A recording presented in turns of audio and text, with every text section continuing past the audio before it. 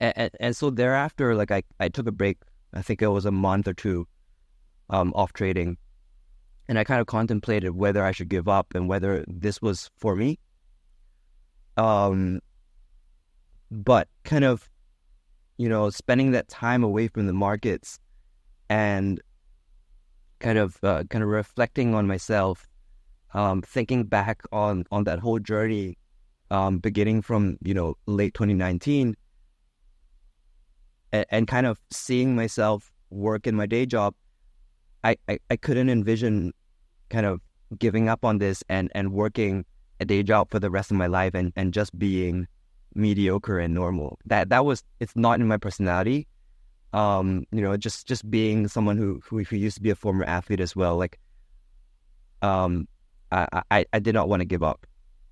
And so, basically what had happened after that was, I began to really take the time to study and read all these books, and through your TraderLion interviews as well, like studying all these top traders.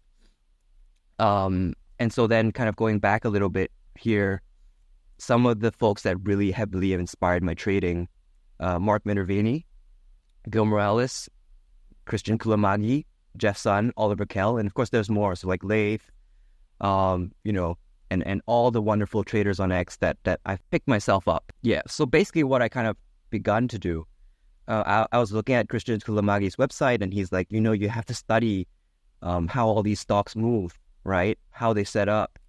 And I began making my own model book. So I started tracking all these stocks that had moved, made a big move, consolidated, made a big move again. And so I began making my own model book and making my own annotations. So that was the first thing that I did.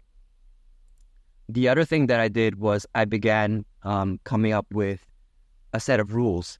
And so it's a document that kind of outlines how I should engage in the market, what I can do, what I cannot do,